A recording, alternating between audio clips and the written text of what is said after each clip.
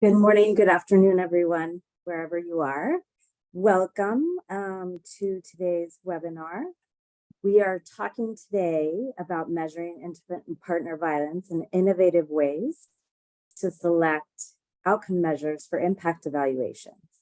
And we are so happy to have you all joining us today. And thank you so much to our speakers for joining us, to our discussants for joining us. We're going to have an excellent session.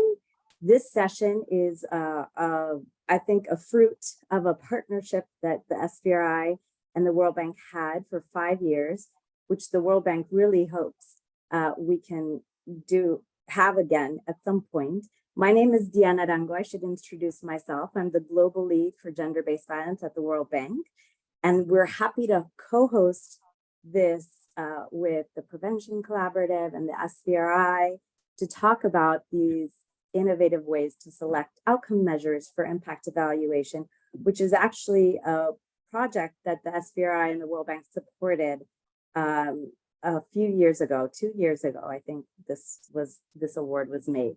So today I'm just going to run you through some housekeeping, and then we'll get started with the content because there's a lot to talk about. Just a couple of reminders. This is a 90-minute session. It is being recorded. All webinar participants will be muted, but please do introduce yourself in the chat box because we want to know who you are and where you're from and who's joining us today. We will have some time for question and answers. Please use the Zoom chat question and answer box for your questions. And all the material that you'll see here and listen to today will be shared on the SVRI website and on the World Bank Development Marketplace website. So we're so excited to have all of our speakers and panelists here today. We have Lori Heisey, Christopher Boyer, Sangeeta Chatterjee, myself, Amber Peterman as a discussant, Julia Valiant as a discussant, and last but not least, Liz Dartnell to give us some closing remarks for this session.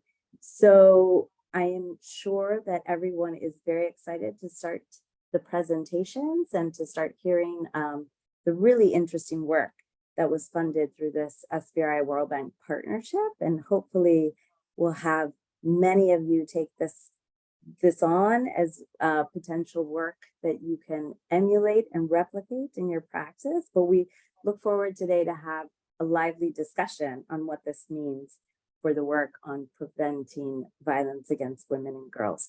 So without further ado, Sangeeta, I will hand over to you. Sangeeta, you're a lecturer at the School of Social and Political Science at the University of Edinburgh. So welcome and thank you for your presentation. Thank you so much. I'll just, and everyone can see my slides. Okay, great.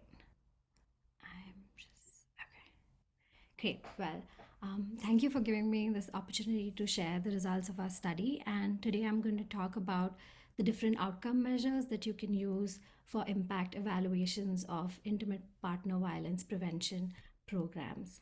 And before I begin, I just want to say a huge thank you to the 6 study teams who provided us with the data, did the analysis to even make this project possible, because it's very hard to do work at this scale alone. So it's very much a team effort. So a special thank you to our 6 collaborators. So as we all know, in the past decade, there has been a huge increase in the number of experimental as well as quasi-experimental evaluations of interventions that are designed to prevent violence against women and girls. And most of these impact evaluations of intimate partner violence interventions typically use a binary measure of any versus no physical and or sexual IPV as their primary outcome measure.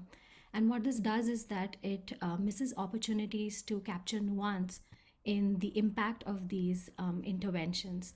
For example, as we know, there are many different kinds of IPV, not just physical and sexual IPV, and these different types of IPV are very distinct from each other. So an intervention can have an impact on one type of IPV, but not have an impact on a different kind of IPV. And another issue is that usually these impact evaluations, we look at the average impact of an intervention across all participants. And as we know from prior research, interventions can have a differential impact on different subgroups of participants. For example, some interventions might work well for younger populations or for older populations, or some interventions have been shown to have a better impact on men who perpetrate more severe levels of violence as compared to men who perpetrate more moderate levels of violence.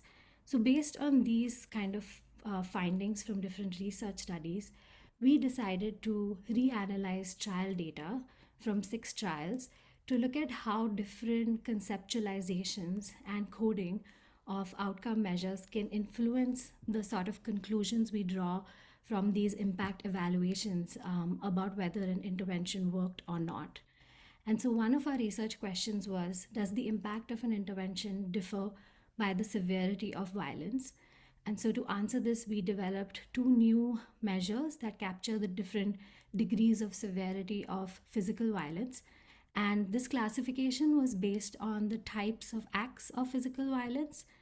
And most of us would be familiar with these questions, these WHO questions that are used to measure physical violence, even in the DHS surveys. And so these questions come from the conflict tactics scale, and the original authors of the conflict tactics scale had sort of classified the first 2 acts as moderate physical violence, and then the other 4 acts as severe acts of physical violence.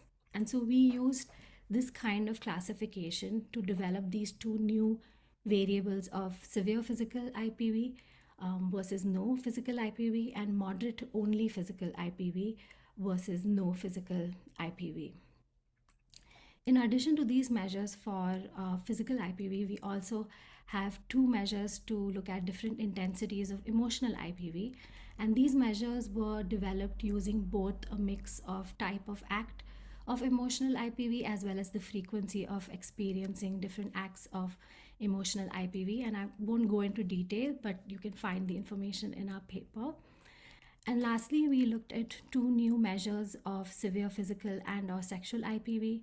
The What Works measure, which is both a combination of the type of act as well as frequency, where you are coded as a case of severe physical and/or sexual IPV if you've experienced more than one type of act of physical or sexual IPV, or if you've experienced one act more than once.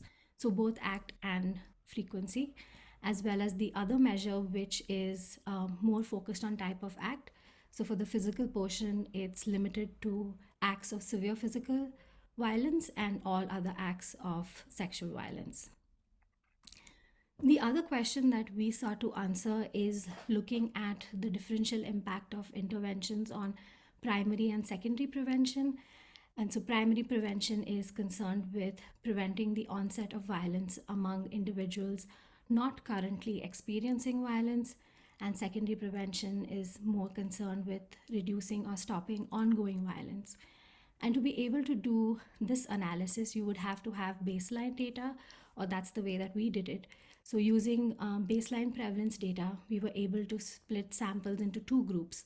One group that reported ongoing violence at baseline, for whom we looked at how successful the intervention was at stopping or reducing ongoing violence, and another group that reported no ongoing violence at baseline. And here we looked at how successful interventions were at preventing the onset of violence in this group. And these are the 6 trials from where we reanalyzed trial data. And as you can see, the 6 interventions are very, very different from each other. They're parenting interventions, couples interventions, economic interventions conducted in different countries. So I would hesitate to try and draw conclusions across these studies because they were very, very different from each other. But one thing that is common is that we did see that interventions can definitely differ in their impact based on the degree of severity of violence as well as the type of prevention. And so, sharing a couple of results where we see this happening. So, for Becoming One, which is an intervention that took place in Uganda using faith leaders, we see that the intervention had an impact when using the traditionally coded outcome measure of any physical IPV. But when we look at differences by degree of severity, the intervention had an impact on severe physical IPV, but not on just moderate acts of physical IPV. Conversely, for Indashikirwa, which is a couples based intervention that took place in Rwanda, and these are results for men's perpetration of physical IPV, here we see that the intervention was thought to have no impact on the prevention of perpetration using the traditionally coded measure. But when we look at differences by degree of severity, we see that the intervention did have an impact. It just had an impact on moderate only acts of perpetration of physical violence and no impact on severe physical violence. Sangita, can you speak a little bit louder? Some people are having trouble hearing you. Okay. Thank Is you. this a little better? Little, yeah. Thank you. Okay. Sorry about that. Okay. And so for severe physical and or sexual IPV, if we look at results for Stepping Stones Creating Futures, which is an intervention that took place in South Africa with a younger population, we see that the intervention had an impact when using the outcome measure of any physical and or sexual IPV. But when we look at the two new measures of severe physical and or sexual IPV, we see that the intervention had an impact when using the what works measure of severe physical and or sexual IPV, but not the other measure. And that's largely because the trial had an impact on moderate only acts of physical violence, which are captured by the what works measure, but not by the other measure of severe physical and or sexual violence.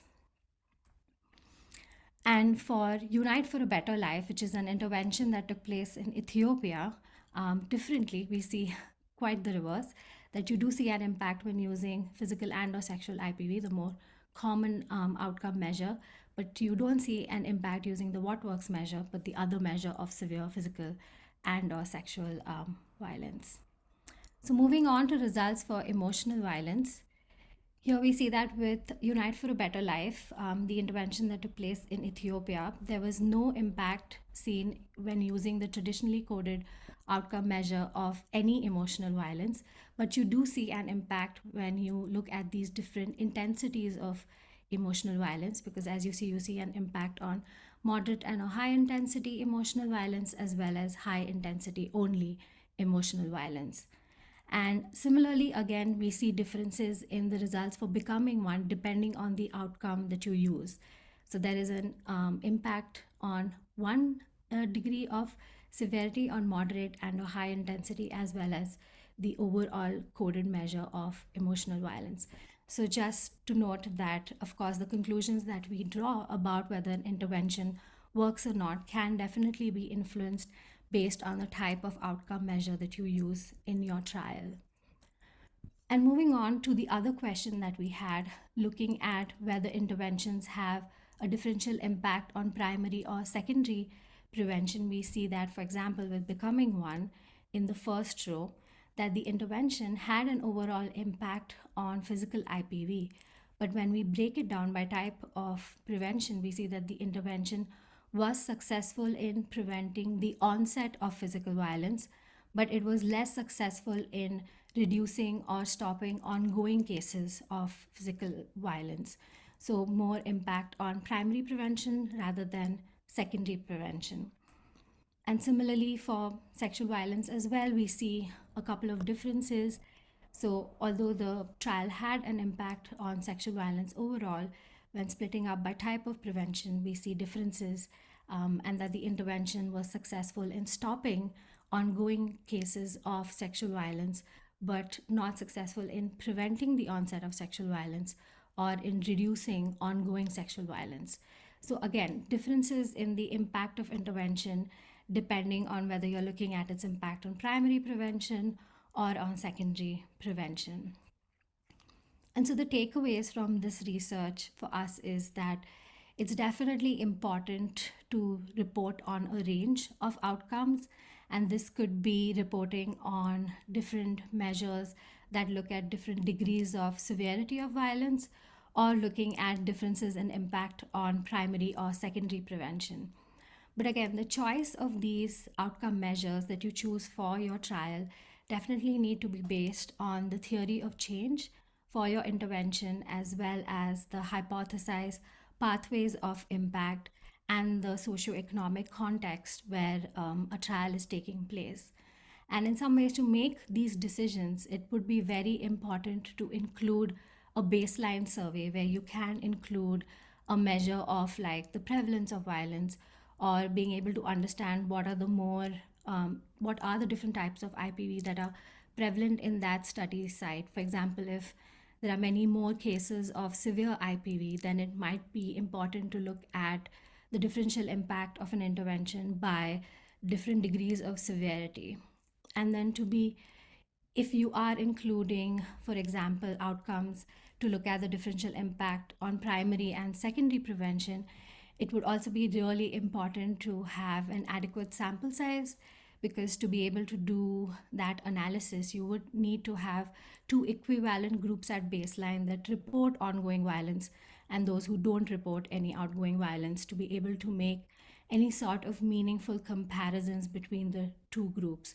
And so, similarly, for all the different outcome measures that you do include, you would have to ensure that you do have an adequate sample size for all of those different outcome measures.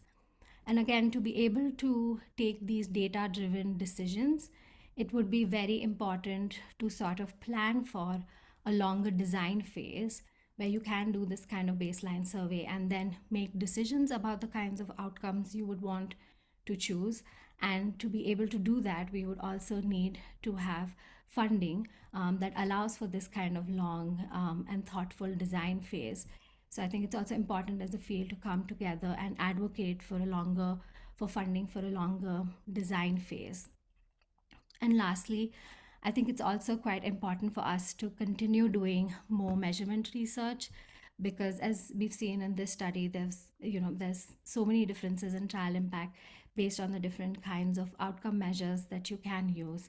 And the measures that we have sort of developed and tested in this study needs to again be used with different kinds of populations in different contexts to see how they hold up. And we definitely need more work to look at different kinds of measures or thresholds of severity, which again will differ based on the context. We also need more research on understanding what is the best way to look at pathways of impact. And then again, if pathways of impact differ for different kinds of outcome measures.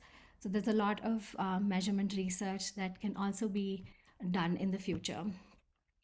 And lastly, before ending, I'd just like to say a thank you to our collaborators again who made this whole study possible. Thank you.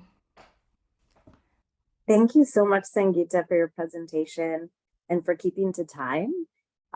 This will give us enough room for a lively discussion. So I'm going to keep things moving. And now I'm going to hand over to Chris Boyer, who's a postdoctoral research fellow at the Harvard Chan School of Public Health. Chris, over to you to talk about some of the modeling analysis and what the implications are for study design. Okay, thanks. And thanks to Sangeeta for presenting the first paper. And I'm going to start now and present our second paper, which is really a nice companion to the paper that Sangeeta presented. So Sangeeta did a reanalysis of a bunch of different previous trials that look at interventions that affect violence, and showed that depending on the outcome measure that you use and/or the analysis structure that you use, you might find different results for different constructions of violence measures. And one thing that could be happening in this case is, because we've pulled results from several different trials with different sample sizes, we're sort of combining both differences that might have something to do with the programs that were actually implemented, but also differences between outcomes in terms of their statistical precision and their relationship to the sample size.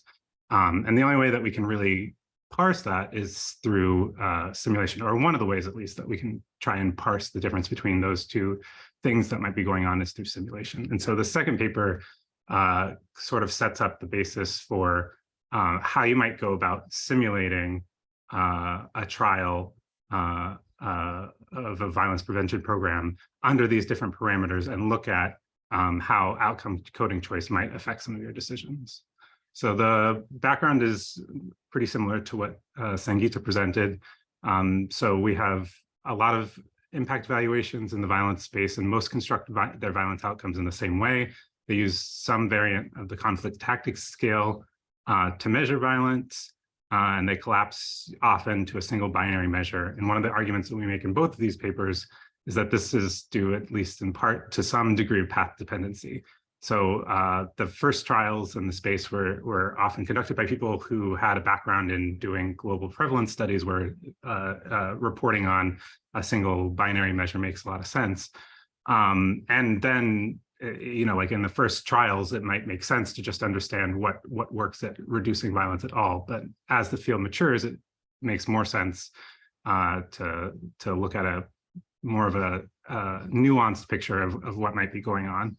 And then I also wanted to point out that like a thing that is a tension in some of what we're talking about is that an advantage of the way that the violence field has progressed thus far is that there is a degree of standardization, so it makes comparability across studies a little easier when there's one accepted way of measuring violence and most trials implement it. But that we think that both interventions differ to enough of extent, and the way that they might operate differ, that it's time to increase the diversity in terms of what we measure and how we measure it.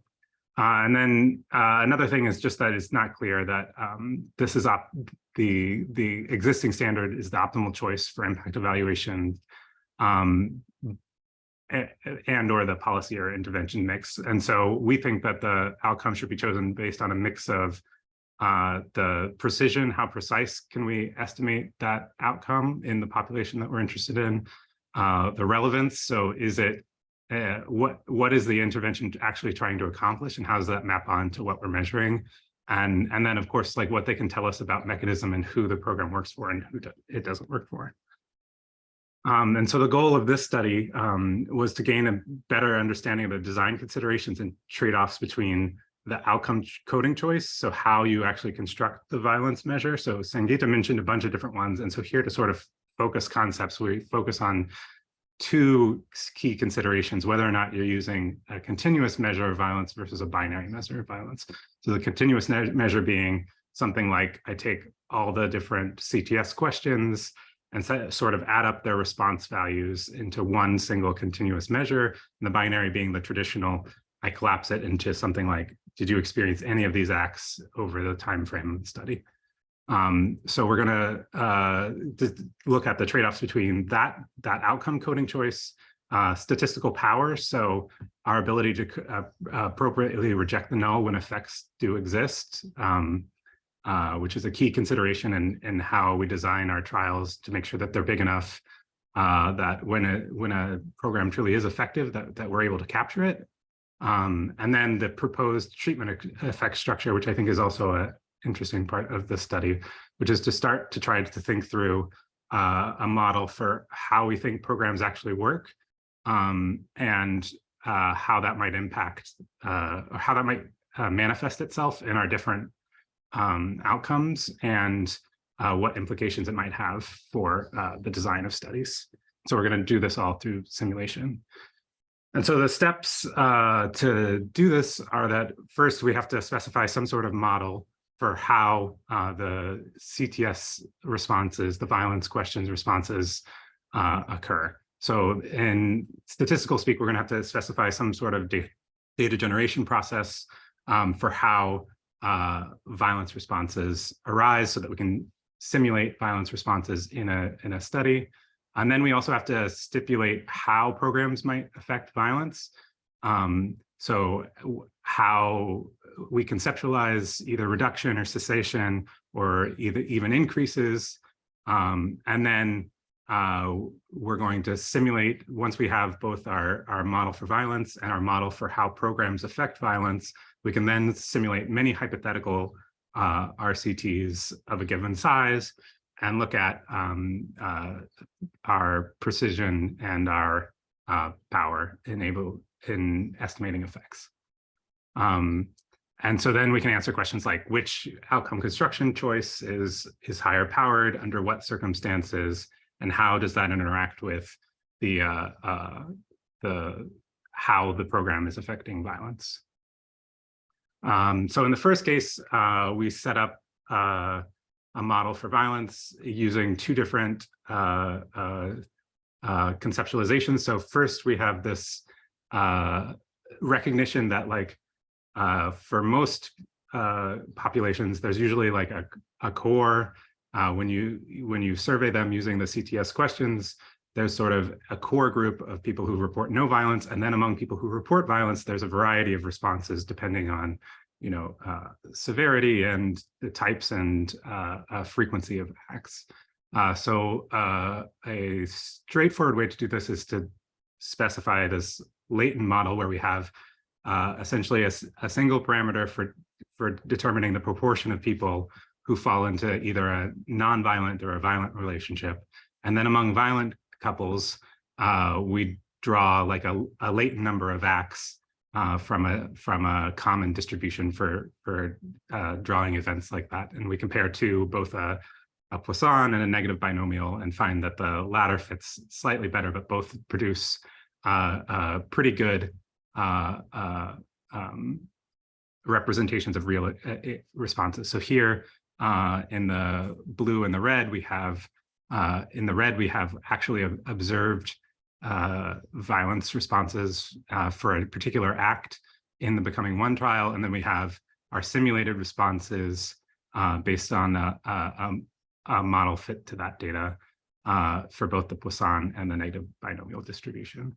And you'll see that the negative binomial fits slightly better. So in big picture, we have a model that can simulate violence outcomes.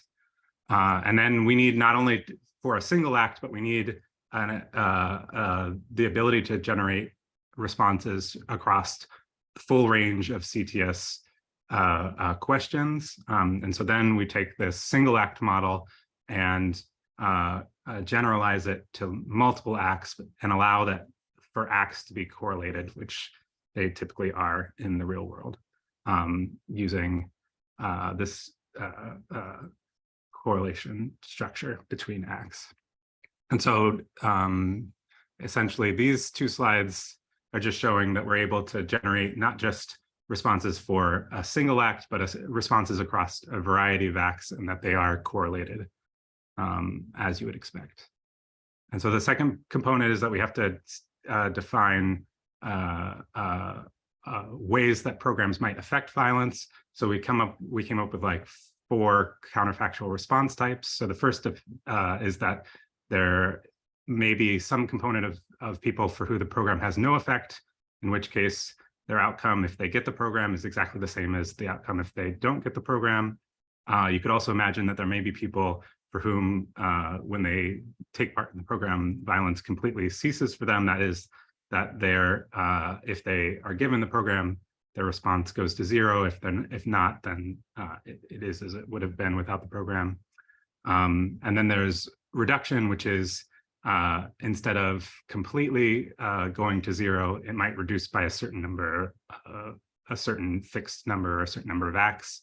And then lastly, the converse, that if there are some subset of people for whom a program increases violence.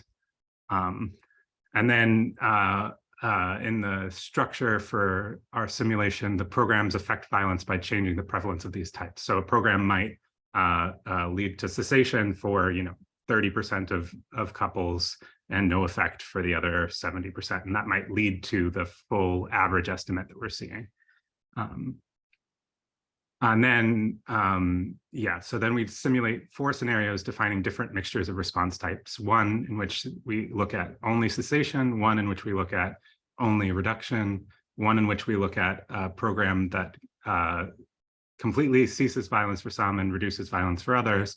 And then last, the most complex program where there's some cessation, some reduction, and subpopulation that, for whom the program increases violence.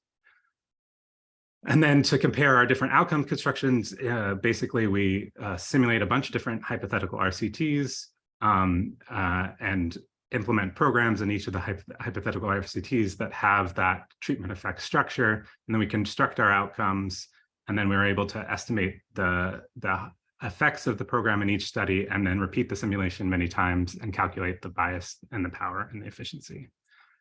And so what we see here is across, if we compare a binary outcome versus a continuous outcome, each will have more power under different program effect structures. So if the program works by only through cessation and cessation for a certain number of couples, then the binary measure might have more power than the continuous measure. But there are, once we complicate the treatment effect structure even a little bit, you'll find cases in which either one dominates, and it kind of depends both on the distribution of responses in the control group. If there are a bunch of people like with only a single act of violence, then if you think about it, like even if the program just barely reduces violence, it's going to push a lot of those people who had a single act of violence down to zero. So there's, no matter what version of treatment effect structure that you have, it's pushing a lot of people to cease, even if the way that it's actually operating is not through cessation among more severe couples. So it's mostly just to say that it's going to depend a lot on the actual structure, and simulation can help us figure that out. We also looked at, again, to highlight this, we looked at it, so this was, the original was based on one set of baseline distributions of violence responses. We also looked at a bunch of different ones across contexts based on like the baseline prevalence of violence and that structure from a bunch of different countries as reported in the DHS. And we find similarly that the no one measure dominates in all cases. And so it really depends on how you think your program's operating and what the structure of responses are at baseline. And then I'm just highlighting again that this translates to the real world. So here, this is from a reanalysis. This is like a sub part of the reanalysis that Sangeeta presented, showing that depending on how I analyze violence in these two trials, the Becoming One trial and the Maisha trial, whether I use a binary measure or a simple sum, I can get different conclusions in different contexts.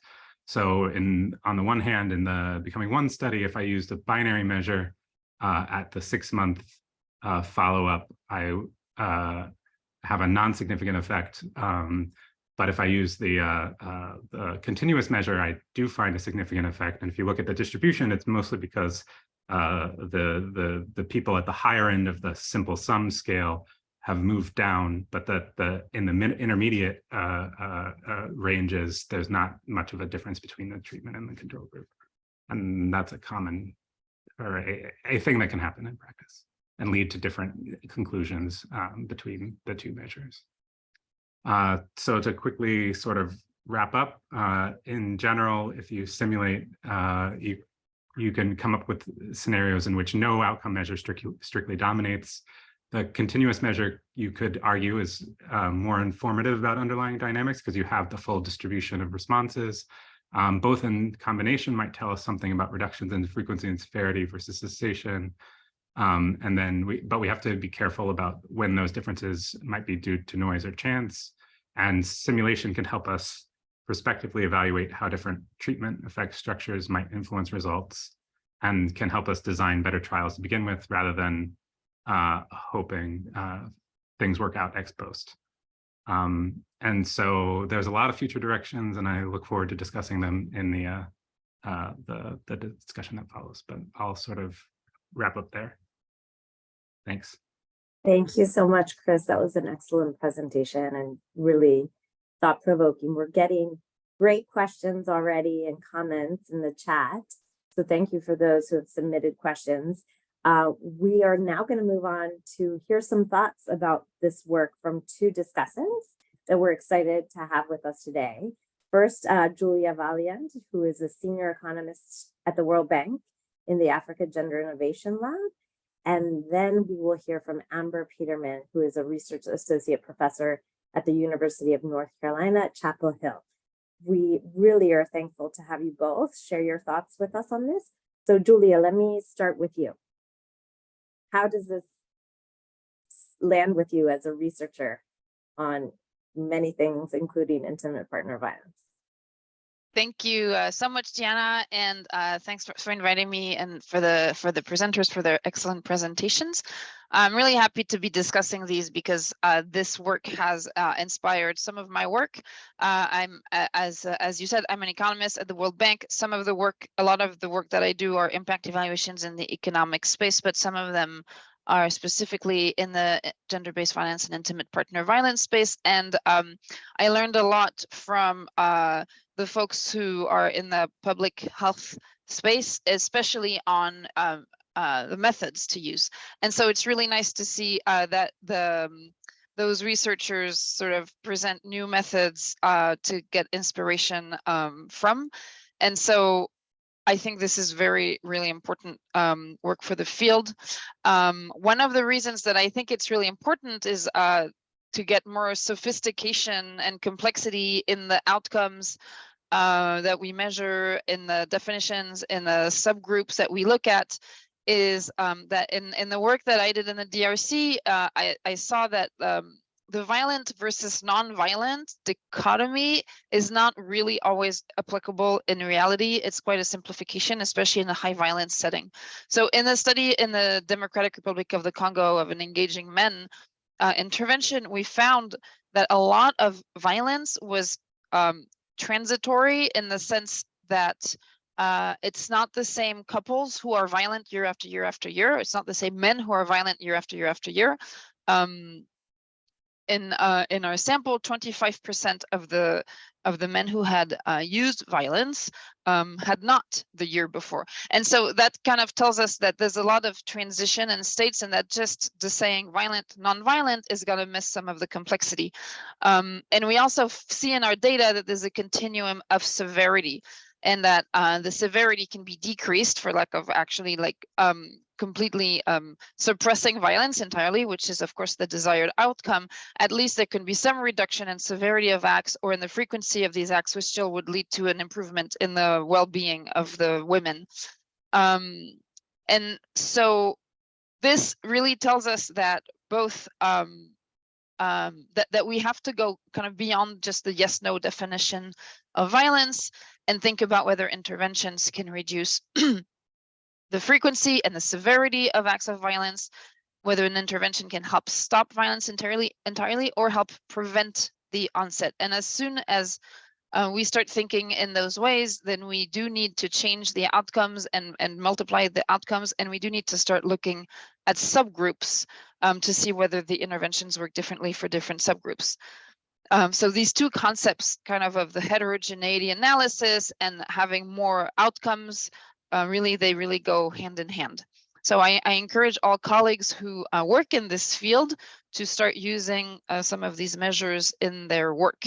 For me, it was really a very interesting discovery. I've told this story before, but talking to Laurie Hayes in Cape Town in 2019, when I discovered from her that the reason we were using the binary outcomes were sort of this path dependency reason, that it came from prevalent studies and this is what we'd always use, but it doesn't mean that it's the only way to measure impacts on violence, and that actually it would be good to go towards more more continuous measures, etc. And that was really eye-opening for me, because I had always just followed what the field was doing, and now I was sort of given permission to go beyond that. I have a few thoughts on where that leads us. One is on the measuring severity. It's really important to be able to define severity of violence, but it does pose a lot of questions around how you define that. I think developing a gold standard for the measurement of severity would be one of the next priorities, and it's really tricky because it's somewhat normative. And so one of the papers mentioned doing more qualitative work to understand severity that would be centered on victims' voices, and I completely endorse that idea. And at the same time, it's important to balance what the communities are saying is severe violence with what we consider, or what the research field considers to be, or the practitioners to be, sort of absolute, an absolute level of violence, in the sense that in high violence settings, there can be norms around what's acceptable in terms of violence. And we kind of see that in our study in the DRC. And so low levels of violence may be considered actually acceptable in those communities. And we don't want to endorse that as that being the okay level of violence, right? So we need to both be centered on the women's voices and also be sort of sure of what we consider to be an absolute level of an absolute definition of severity. And that's going to be very tricky, I think. Another challenge that this work poses, is the multiplication of outcomes, because the having those very simple yes, no, yes, physical violence, yes, sexual violence, yes, emotional violence, it really helps a lot with comparability, and the comparability is very important in this field where we still don't have a lot of evidence on what works to reduce violence. And so I think it's still really important that we continue to have a standard set of outcomes at the same time as it's important to have all of those new outcomes. So perhaps we could think of synthetic measures that combine a whole bunch of outcomes. Perhaps we could think of expanding the set of what is kind of considered the pre-specified outcome variables, and that research expanded to a couple more measures of severity, for example, that all researchers should follow, and then they can add more if they think that that's relevant. But this is something I would invite the field to think about and sort of make decisions on. I really super endorse the point on subgroup analysis.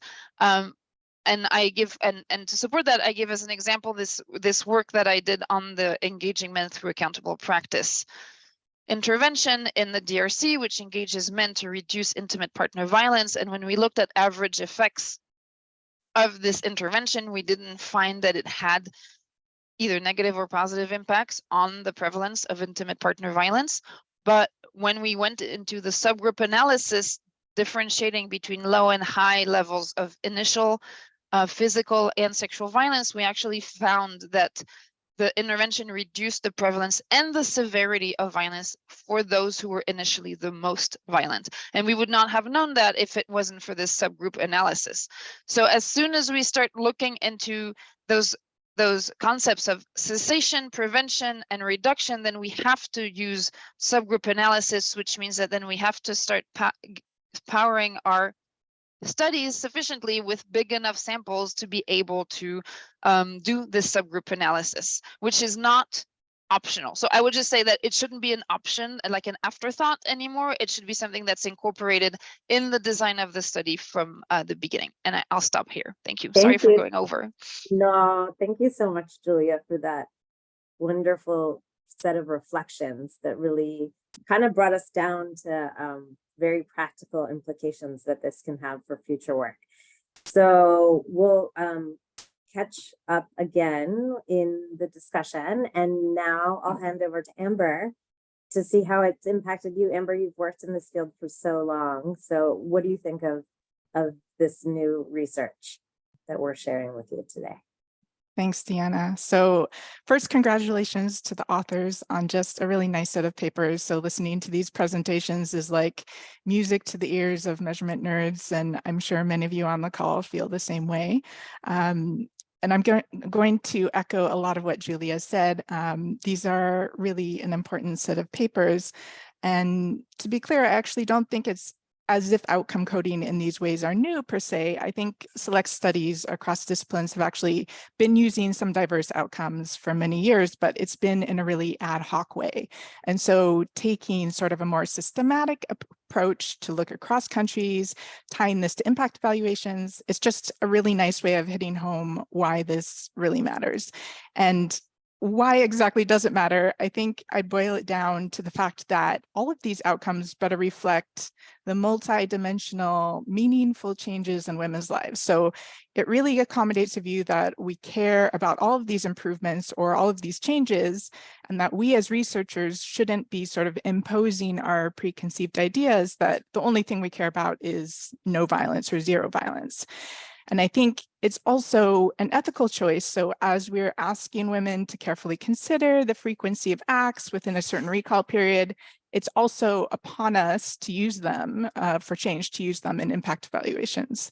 So in this way, I think it's really a no-brainer. We, when we measure women's labor force participation, for example, we know it's important not just if a woman worked or not, so what economists would call the extensive margin, but we also care a lot about the intensive margin. So the days or hours she spent working, her earnings, her income, the quality of her work.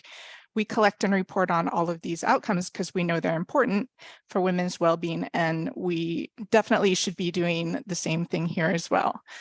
And so I think the authors are well aware we don't just need more measurement, we need more intentional measurement. And I think that's tied very closely to the theory of change for how a particular intervention is thought to work, as we heard. But I think as we have more evidence measuring multiple outcomes, we can slowly sort of build understanding of what types of interventions might have different sort of effects, and let this guide which outcomes we aim to measure and affect in trials, rather than sort of just throwing in all of the measures and seeing what sticks. We also need to be intentional in interpretation. So because as Chris mentioned, many trials might be underpowered to detect certain effects for some outcomes. And I think this is an issue more generally when there are low levels of violence within a population, or when you're dealing with disclosure issues. And I think one way to get around something like this would be to pool data from multiple trials to analyze in a more meta framework. I think another is to invest more in methodology around how we encourage disclosure or tackle some of these biases like social desirability in the first place. So we avoid these sort of scenarios where measures are artificially underreported. So what I wanted to do, though, is to not sort of talk about the specific methodology or analysis. I wanted to offer sort of 4 reflections for the authors and for the violence community to think about based on what we've heard today. So the first is, what does adding these new types of measures or outcomes mean for the thinking about the cost effectiveness of programming? So I think many of you know we're finally starting to sort of build the evidence on cost effectiveness in the violence field, and partially sort of out of a necessity to justify investments vis-a-vis other types of programming, but also to be smarter ourselves about what is feasible to scale and what programs are intensive, when programs are intensive and costly. So these measures definitely opens up new challenges for cost effectiveness and going beyond just the cost of IPV averted, which is sort of the standard right now in the field. So the second kind of issue I wanted to touch on is, as we start sort of measuring these additional measures, there might be trade-offs across indicators. So as Chris suggested, are we ready to address the potential messiness of these types of results when there might be conflicting outcomes across measures, and interpret them very clearly for policy measures? And how do we sort of morally view programs or policies that might improve some measures and perhaps lead to increases in other measures? Of course, this is not always the case, but I think as we start multiplying the outcomes, we're more likely to see this as we start to have additional measures. And my third point is actually a request to the authors. Can you please do this same exercise for violence against children measures? And so here I'm specifically thinking of violent discipline inside the home and school-based violence. At least in international research, we are really sort of still stuck on prevalence measures. But prevalence actually misses a lot, right? As the authors have shown. So take school violence, for example, a standard approach is to measure violence experienced in the past month, which is often over 50%. Imagine what we're missing. So when we don't have these measures that capture sort of repeated nature of bullying and intensity severity, that might actually be key in identifying those types of settings where you have negative education and mental health outcomes. And of course, very important for understanding programming then that will then alleviate those negative outcomes. And then lastly, I just wanted to pitch, we need more evidence research. And I'm, again, preaching to the choir here, but I'm speaking to researchers, but also funders and journal editors, because frankly, it's harder to publish measurement papers than sort of impact papers. And right now, what I see is researchers mostly sort of doing this on the side. So within larger trials without dedicated funding. However, to do it well, and importantly, to do it ethically, you need really this upfront investment. So we need more interdisciplinary teams, bringing new ways of thinking and analyzing the data. We still have no standardized measurement of sexual harassment at work or workplace violence. There's a whole host of issues around accuracy and quality that warrant more unpacking. So really the agenda is huge. And I hope this session at least inspires a few more folks to take on and think critically about contributing to measurement. And just to give a tiny plug, we were made aware that Innovations for Poverty Action, or IPA, is going to soon open a new sort of call for measurement on IPV grants. And so look for that coming out through SVRI. So thanks so much again to the authors and to SVRI and World Bank for supporting this work. I hope it's, the start of a journey on measurement in IPV. Thank you. Great. Thank you so much, Amber and Julia, for those two really thoughtful reflections on the research and the way forward and what it implies for the field.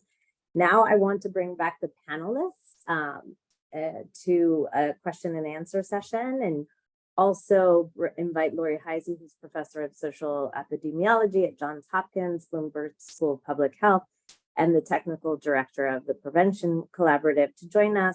And maybe Lori, start with you. Let's talk a little bit about this research. And it's quite complex. So how can we help encourage more researchers and evaluation experts across multiple disciplines to begin to think about using these methods and this outcome variable selection in a more intentional way? What do you think?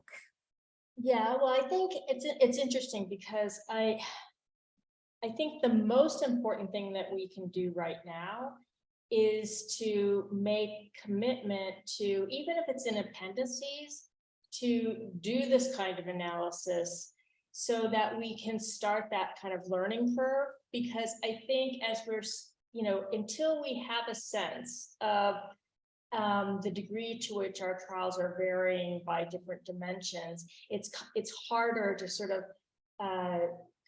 it's harder to condense down to sort of best practice. Here's what we would recommend under these circumstances.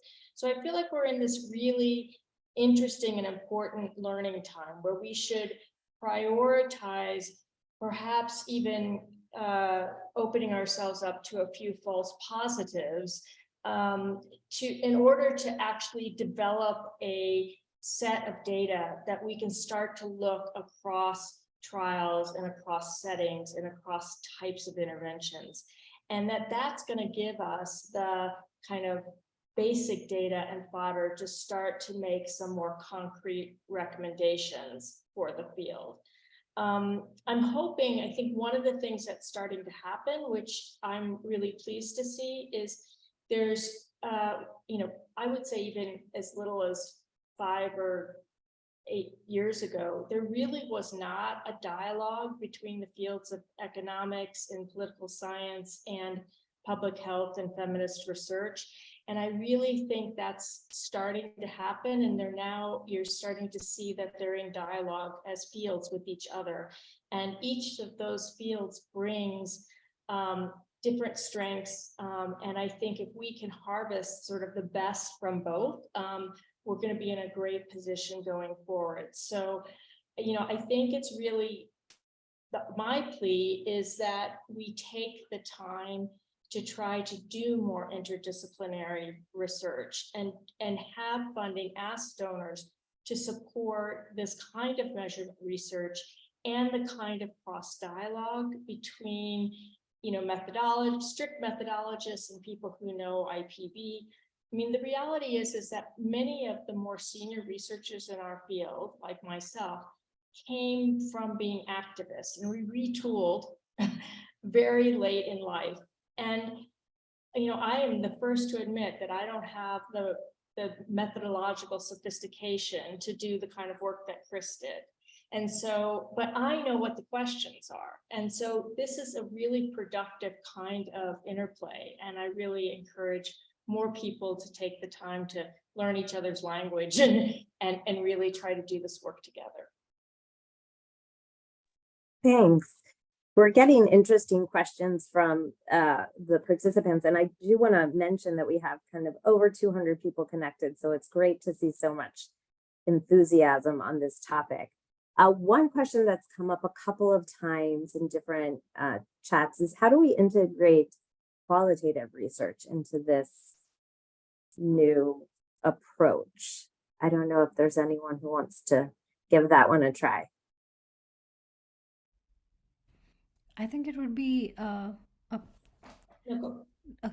I think it would be great to do some qualitative work. I know that Julia touched upon it, but to also understand how survivors or victims would define levels of severity. I do think that I'm not sure if having an absolute threshold of severity would make sense in every context, but being able to sort of co-produce some research to come up with different levels of severity, that would definitely be great. I think if we could use qualitative data for that, and also again then understanding how the different types of IPV play out and which are more relevant or not in a particular setting. So I think qualitative research would be helpful there. I also would say that I think qualitative research is absolutely essential to improving our measurement, and even using quantitative, right? Because while, a couple people have asked in the chat about, well, do you think you should move beyond sexual and physical violence and start to look at economic and someone even mentioned social violence. And I think part of it is that we don't know how to ask about those types of violence in a way that we haven't done enough of the work to develop the questions. And so in terms of developing questions, we need to understand how do women understand the questions we're asking them in surveys, and how can we refine that in order to capture the range of experiences. And I think it's really important that we listen to women. I also think, though, that depending on what you're doing, sometimes I think this was Julia's point, sometimes you need a standard that you can use that's comparative across settings. So the existing distinction, for example, between which acts of physical violence are termed moderate and which are termed severe, comes from demonstrating in multiple different studies in multiple different settings that people who experience only moderate acts, so slapping or pushing, have a different set of consequences. So they're less likely to report fear, they're less likely to report mental health consequences, they're less likely to be injured. So there's these sort of other measures that you can compare it against. And so it's not, I think, depending on whether we're trying to explore how women understand these things, or we're trying to set a way to measure across setting, I think we have to use different strategies, but all of them, I think, need qualitative research. Great. Chris, maybe a question for you. Is there a tension between a richer analysis, so specifying a wider range of violence outcomes to learn a bit more about the mechanisms and the possibility of false positives? And then there's another question that's coming up in the chats as well on kind of what the ideal follow-up time is to measure violence. And so how does that all interact? Any thoughts on that?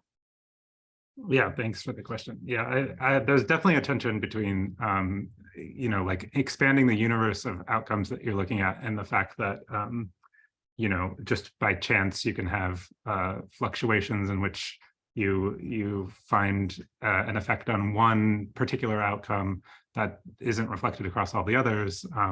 I think a couple things that could sort of nuance that discussion are that if we're looking at violence, and we think that irregardless of how we construct the outcomes, that the outcomes themselves are going to be correlated amongst each other because they're at the end of the day, they are defining something like the same underlying construct, then you have a little less chance of like each outcome independently going in a bunch of different directions. And so you have a little bit more of just consequences of precision and or maybe true differences in effect.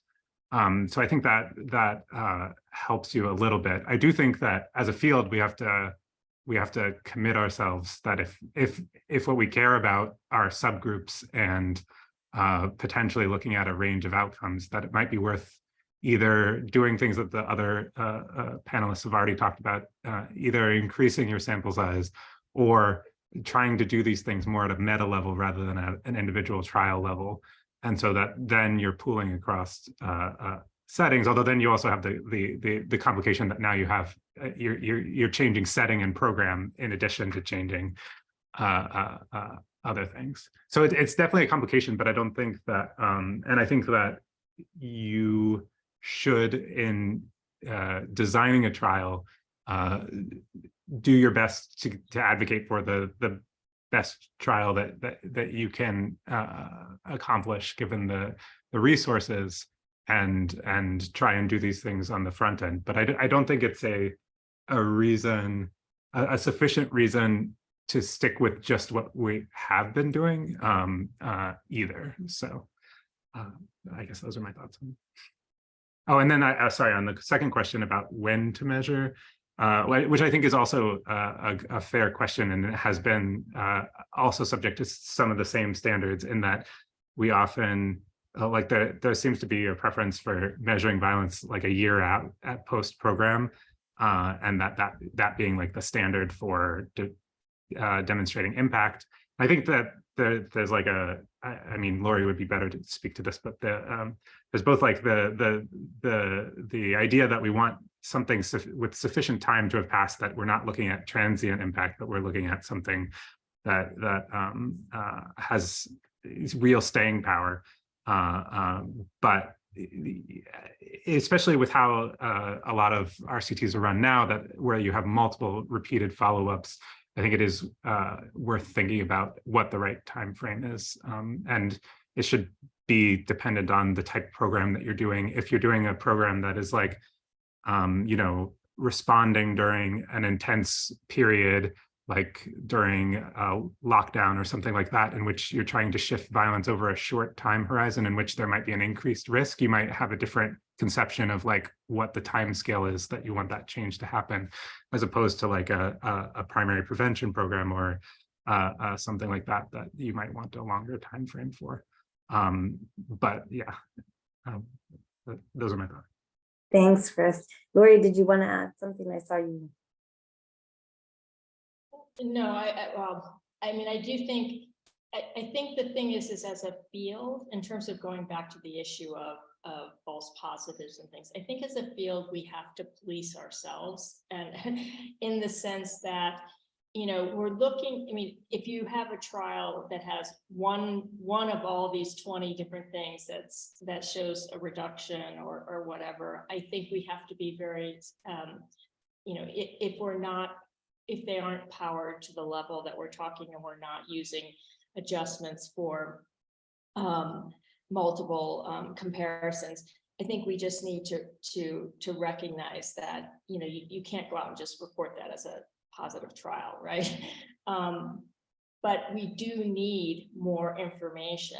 And so we, you know, I think in this period of time when we're a young field and we're learning, I think having more information and using our own, you know, and using our own ideas to look at, you know, how consistent are the results within this trial? Are things other than the actual IPV outcome moving in the direction that we would expect? So it's more like, let's not just fall into the trap of finding one significant outcome. Let's look at the whole trial and its plausibility and everything in terms of reporting. Go ahead, Sangeeta. I just want to say that it's, I think, important for us to include all of these messy interpretations when we write up the results. For example, like in the results that I described, we are looking at different kinds of variables for like physical IPV. So if it's moderate or severe physical IPV, and there's often like overlap between these outcomes, and you can see that when you are doing the analysis and you're looking at the results. And then if you are reporting on it, then you would be mindful of that overlap or discuss that this is why I've interpreted it in a certain way. And I think that kind of like really nuanced discussion section, having that in papers is also important, because we're still trying out these different new measures. So we do need that kind of like more in-depth work as well, where we do say, okay, this measure didn't work out well for us, but this is why it might have happened. It's, I think, similar to how it's important to also report on negative trial results. Okay, a trial didn't work, but why did it not work? It's important for us to know that. And similarly with measures as well, if you see that there's like two measures are kind of similar, then you didn't need those multiple outcomes. You could have just gone with one. And that's important, I think, to report on at this stage of where we are in measurement research. Great. A little bit building on that, Sangeeta, and in your presentation, you talked about kind of more time at the beginning for design and formative research, and kind of maybe funding for that as well. So could you tell us a bit about how a strong theory of change for your program might help you decide on what outcome measures to choose or what kind of analysis to do? Just talk a little bit about that investment up front before choosing your instruments. Yeah. Definitely. I think it's really important to have a strong and like a clear theory of change, not just to be able to pick out the right outcomes for your intervention and the setting, but also to be able to know what are the pathways for impact, which is something I wanted to discuss, because I think we have a lot of information on, okay, this intervention worked, this intervention did not work, but we don't actually know why this intervention didn't work, or even if it did work, how did it work? What were the pathways through which we see an impact? And one of the things that having a clear theory of change allows us to do is to be able to map out these hypothesized pathways of impact. And then, you know, you can have variables for measuring like each of those sort of different points in the pathway. So like, okay, this is these are sort of the different risk factors that we thought we wanted to address, and then having measures for those. And then this is how we thought we would address it. Maybe we think that with couples improving their communication skills or reducing conflict, helping them build those skills, we'll be able to achieve impact. So then having those variables to measure that in the middle of the pathway. And then towards the end, like what is the outcome that you are intending? Is it a reduction in a specific kind of violence? Is it a particular type of prevention? So being able to specify that would allow us to actually measure these pathways properly and be able to have insight into actually what is happening and how we might have achieved impact. So definitely having a clear theory of change is very important. And lastly, I do also want to say that I know it's not very easy to come up with a clear theory of change. It's actually quite tricky. So I'm mindful that it's not easy. And I think as a community, it might be nice if we could come together and support each other as we do that, especially for young researchers. Go ahead, Lori. Yeah, I mean, I think if I had one request of us as a community and of those who are supporting this research and those doing this research, I really think we are beyond the time when we can do responsibly do quantitative evaluations without qualitative or research to accompany them. Because I think it's a complexity that when we get a null finding or we don't see an impact, we assume, I think frequently, that somehow it was a function of a failure of the intervention or its theory of change.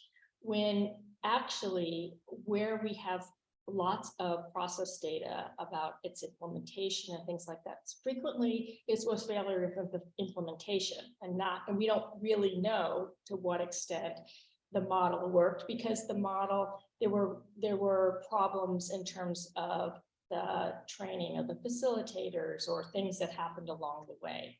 And so in order to really generate the kind of understanding that I think we are at the level as a field now, I really think we need to be able to match quantitative and qualitative data. And so that, we have to get inside the black box, as Sangeeta said. And one of the ways to do that is to support both as part of our impact evaluations. And I think, this is an area where I think public health has really strongly moved into this area of dual kinds of mixed method trials. Perhaps a little bit less so some of the economics field. And I do encourage us to really think about that, because we're spending, $600, $800, $1 million on an impact evaluation. And then we can't really say why we found the results we found. I really think we have to rethink our strategy. Yeah, no, that's a great point. You know what? There's a lot of folks connected from low and middle income settings, and they've already asked us about, translation to French, and will this research be made in available in other languages? And I really kind of wonder thoughts and reflections from all of you. I mean, we're sitting here kind of Harvard, Edinburgh, prevention collaborative. I don't know where your headquarters are officially, Lori, but Amber, you're in North Carolina. Julia, you're at the World Bank. How are we going to help this research make its way and support research in low and middle income settings to use this new knowledge that has been produced? What are your thoughts on getting this out of kind of here and spreading it a little bit more evenly and supporting those that are doing research in low middle income settings? It's quite complex. And so we're still growing the field, right? And we see that a lot of the research is not coming out of low and middle income academic institutions. So I think as we have these conversations, we should always ground them in how are we supporting that? Anyone, I know that's a hard question. Anyone want to think or has thought about how this would work? Maybe I can say just a couple words. It's a very difficult question. The first one is on the language. I think that a lot of us actually speak other languages. I speak French, pretty sure somebody speaks Spanish. We could do a seminar like that in a different language. It wouldn't be very difficult. But at the very least, we could get translation. But I think we could organize those webinars more systematically in French and in Spanish. And secondly, something that I've started doing, which I haven't done a lot in my career, but I've started doing it more intentionally, is to involve local researcher in the research from the beginning, which we don't always do. So we do involve local of course, implementation partners, and the survey firm is going to have enumerators who are local, obviously, but not necessarily on the academic side. And involving someone from the very beginning from the country, at least that is, would involve necessarily some knowledge sharing, knowledge transfer. And I think that it would be useful to do this more systematically.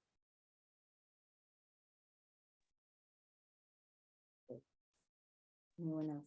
Yeah, I would just echo Julia and just say, we just have to do it. We have to just commit as a field to never run a trial without national PIs, to translate research into other languages, or at least translate blogs, to do these webinars, to hold conferences in accessible settings. Like it's us that has to do it. And, everyone thinks it's this, gigantic shift that has to happen. But I mean, we just have to start doing it. And then little by little, we just have to commit.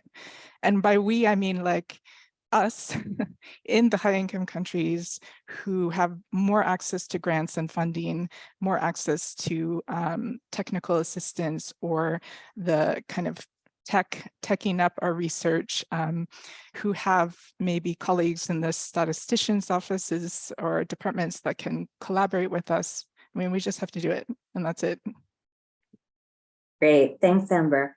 Yeah, no, I think one of the things that was most rewarding of working with the SVRI was their commitment to really have these grants reflect kind of the research that would be done in low and middle income settings, and that we were able to cover all geographic regions, and that we were really intentional about bringing on board the researchers, local researchers, into our award and granting mechanisms. And I know SVRI still does this, and the SVRI forum is the place that we can all meet and change and interact. But I think on our websites as well, we try to do that. But I do think we have to be more intentional and do more of these webinars and replicate it, or at least have simultaneous translation. And I apologize for not having done that here into Spanish and French. And yes, Julia, we speak Spanish and French. So let's see how we can use those skills as well to intentionally kind of engage those audiences. So thanks. We have a couple of questions on, Sangeeta, go ahead. Yeah, just wanted to add to the excellent points is also is that making ourselves more available to provide inputs when because we have access to professional networks, and that's also an equity issue like Amber mentioned. And so making ourselves more available, or having a network of measurement researchers that people can reach out to have more one-on-one conversations, because often you need those kinds of conversations to solve some kind of issues that you're having in your research, or to come up with okay, this is because in your own trials you have some very specific scenarios that you're trying to solve, and that needs much more one-on-one conversations. So being able to also create a network that is easy to access, where people do make time for you, that I think is also definitely very important. And the other thing I just want to mention is also being able to co-produce research with the populations that we want to work with. I mean, we have advisory boards often who have experts, but we also need representation from the local populations that we want to work with, both at the design stage as well, which is difficult to do. There's no roadmap of how to do it, and I think it's tough. But I think it's also time to start doing that as well, to have that representation in our advisory boards and have that check-in at all points of the intervention. Yeah, thanks. No, those are great points. And I love that kind of being able to be ready and available for other researchers. And I know in advisory boards for researchers in low and middle income countries are really good for them to connect with other people.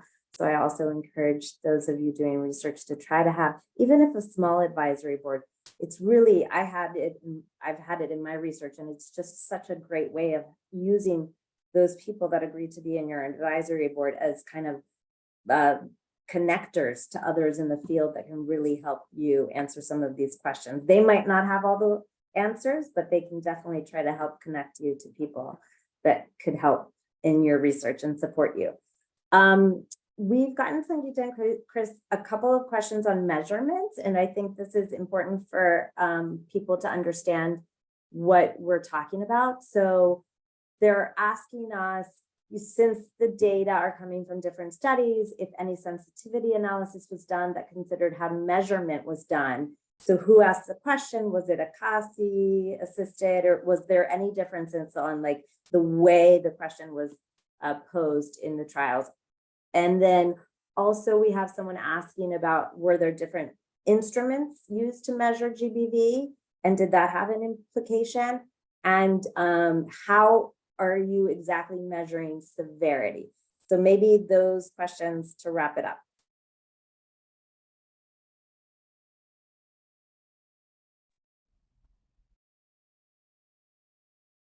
Go ahead, Chris. I don't know if you want to take some of those. I think Sangeeta, I can say that at a high level, like for I think both papers, we did not consider the means of interview or anything like that. I think like the point of the research at this stage was just to consider outcome construction in its own right as its own sort of separable problem from all the other things. But of course, all the other things matter really importantly, both in like how we think about what we do going forward, and how it might also have differing implications for what outcomes I might want to choose. But at this stage, like we had just sort of looked at, assumed that they had mostly been measured the same way using the same gold standard WHO questionnaire and enumerators trained in the same way.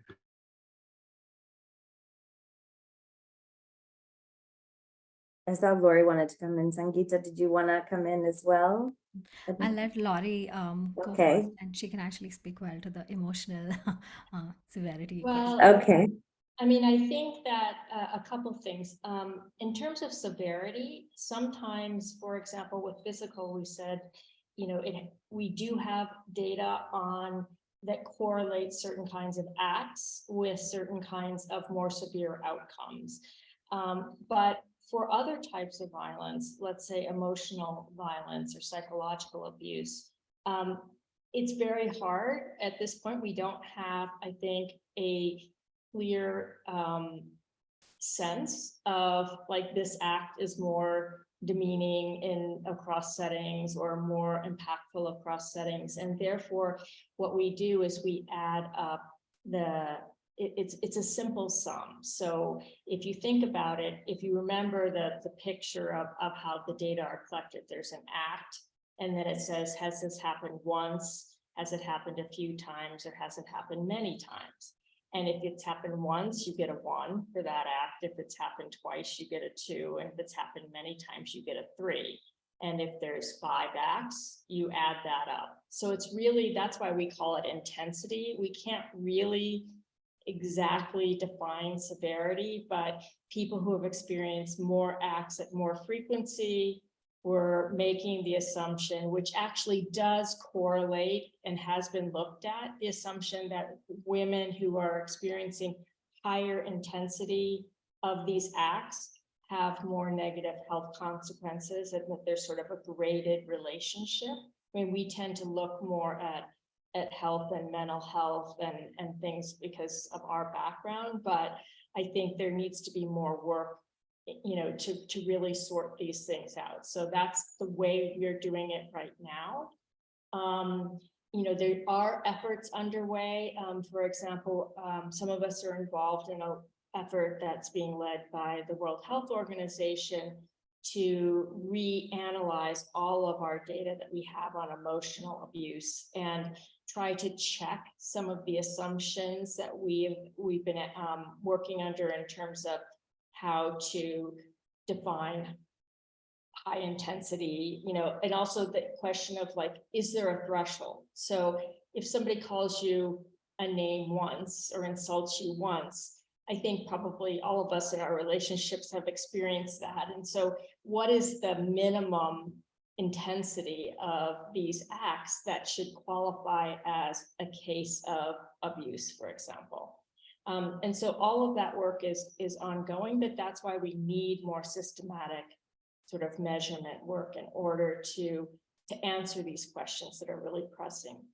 And then the last thing I would say is that we did not, as Chris was saying, we didn't go back in and say, let's look at people who did it anonymously through like a CASI, which is where the women can hear the questions and answer, and they, you know, nobody else is aware of what their answers are, to people that do face-to-face interviews. But one of the things is many of the assumptions in our fields about other sensitive topics, so that, you know, for example, that ACASI is always a better, leads to better disclosure, more accurate estimates, have not necessarily borne out with respect to violence in some populations, because it adds a level of complexity and, you know, I've often wondered, for example, whether, you know, women who have never experienced having kind of listening to things, and then they're being asked intimate questions about violence and it's coming into their head. I mean, why are I don't think we should assume that that's a better way. And I think we're seeing that frequently it's not. The same thing, economists often use a strategy called list experiments. That is, the assumption is that they lead to better, more accurate estimates. But we're seeing that, especially with non-literate populations or populations that have less experience in some of these things, it actually is just confusing and you end up with like nothing. So, I mean, I just think we have to challenge our assumptions and do the research. Thank you, Lori. That's a great point to end on.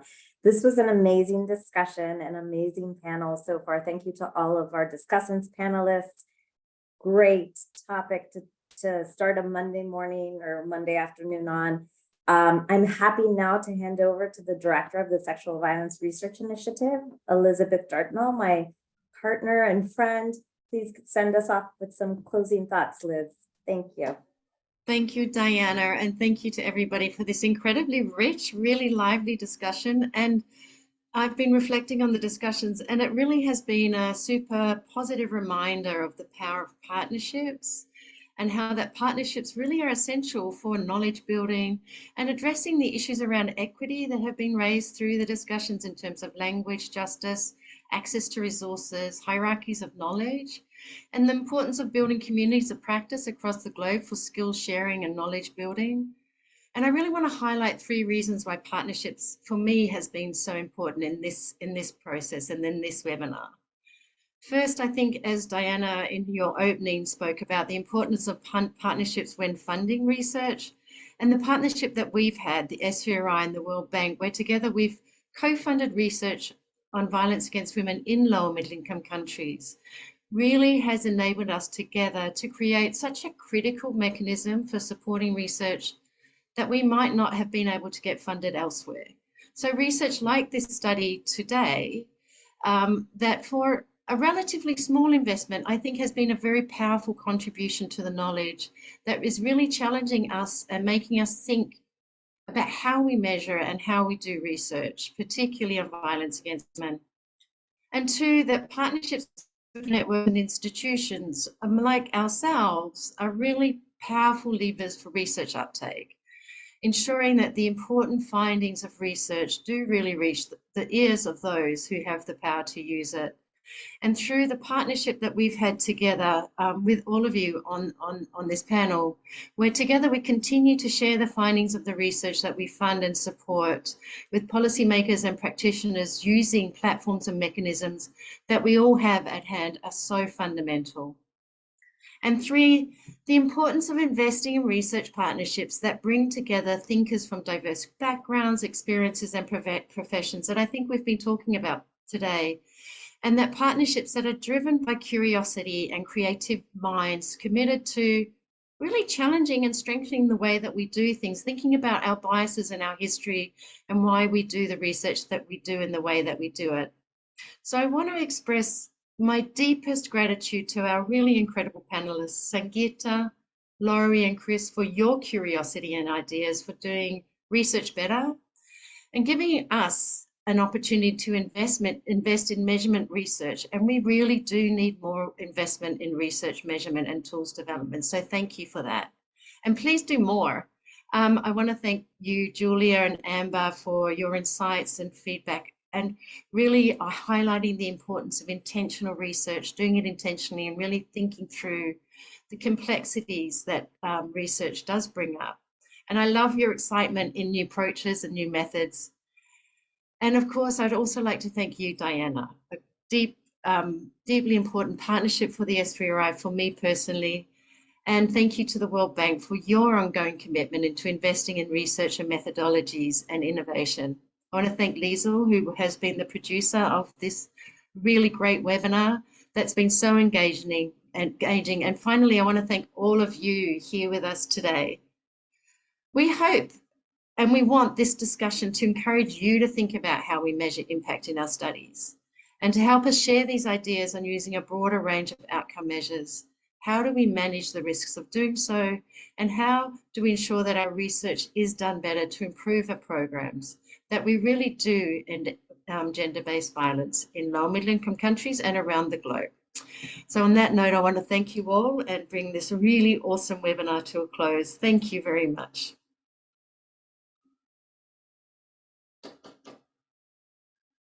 Thank you. Thank